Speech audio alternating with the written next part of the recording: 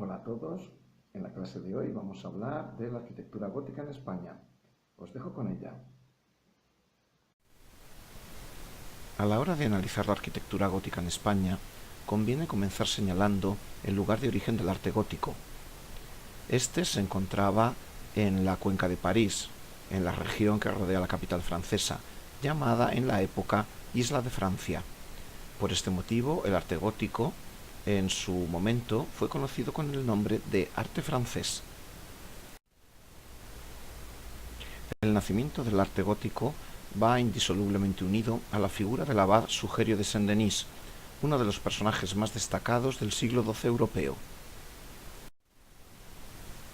Saint-Denis era un tiempo patrón de la abadía, del Reino de Francia y de la monarquía francesa.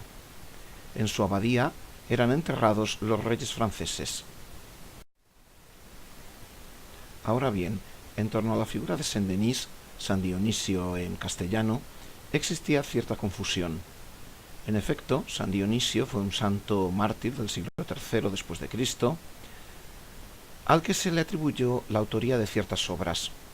Estas obras teológicas se descubrió muchos siglos después que habían sido obra de otro autor, habían sido escritas por otra mano, la de un personaje hoy desconocido, al que los historiadores dieron el nombre de Pseudo Dionisio, es decir, el falso Dionisio. Este autor vivió 200 años después, en el siglo V, y firmó sus obras con el nombre del auténtico santo para lograr así más credibilidad, más lectores y más influencia. En todo caso, en tiempos del abad Sugerio, se pensaba que las obras habían sido escritas realmente por el santo. Por este motivo, el abad ideó el proyecto de plasmar en piedra, plasmar arquitectónicamente, algunas de las ideas teológicas atribuidas al santo. La principal de ellas era la metáfora según la cual Dios es luz.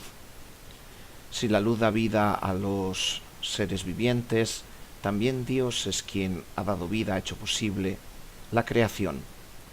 Así, el abad Sugerio ambicionaba crear una obra arquitectónica en la cual la luz de Dios se irradiara en su interior y alumbrara a los fieles. Bajo estas premisas se desarrolló así pues la arquitectura gótica, y si bien su lugar de origen es la isla de Francia, desde allí se extendió por el resto de Europa occidental. De esta manera encontramos catedrales francesas en otros países. En el caso de España, la más francesa de todas sus catedrales es la de León. Es así como una de las principales características de las catedrales góticas la constituye la omnipresencia de vidrieras, es decir, ventanales acristalados que permiten que la luz del sol, la luz de Dios, ilumine el templo cristiano. Si bien el simbolismo teológico de la luz solar como luz divina surgió en la isla de Francia, el ejemplo que mejor plasma esta idea teológica de manera arquitectónica lo constituye la Catedral de Mallorca.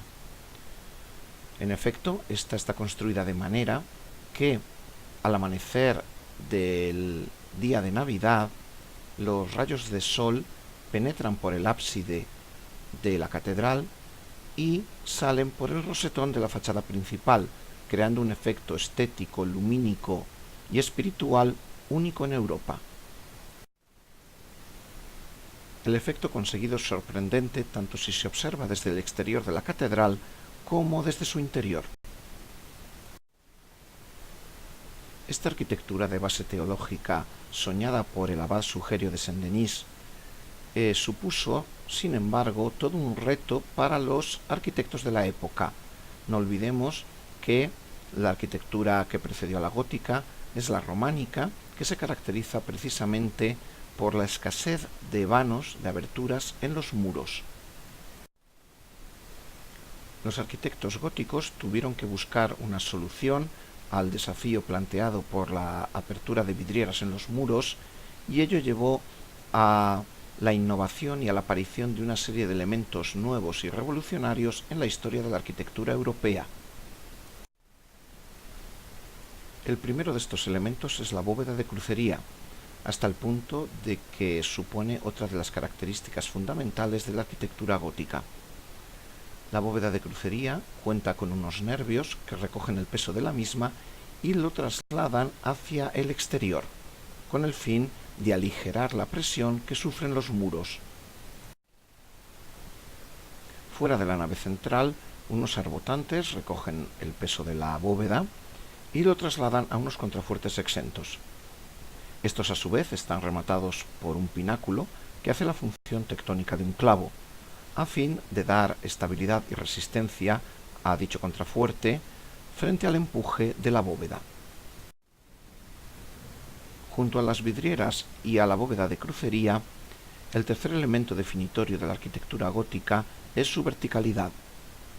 Entre los elementos ascensionales de los edificios góticos destaca especialmente el arco apuntado, que no es sino una evolución del arco de medio punto. También las ventanas adquieren una forma apuntada, y en ellas es frecuente una decoración llamada tracería de piedra calada. Las torres constituyen evidentemente otro elemento vertical, y para incrementar su efecto ascensional suelen estar rematadas por unos elementos cónicos llamados agujas o chapiteles. Con frecuencia los vanos, bien se trate de arcos, portadas o ventanas, suelen estar enmarcados por un elemento triangular que recuerda un triángulo isósceles y que contribuye a incrementar el efecto ascensional del edificio.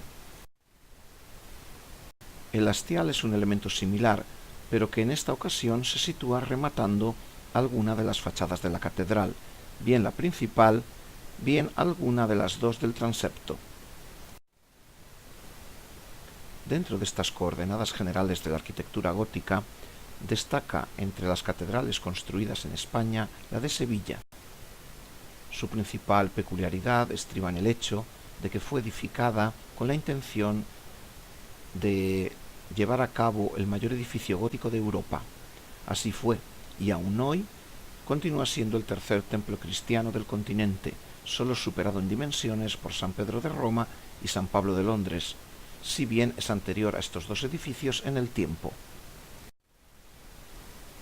Como edificio gótico presenta la peculiaridad de que su campanario es en realidad el minarete de la antigua mezquita mayor de la Sevilla Almohade, al cual se le ha añadido un cuerpo de campanas.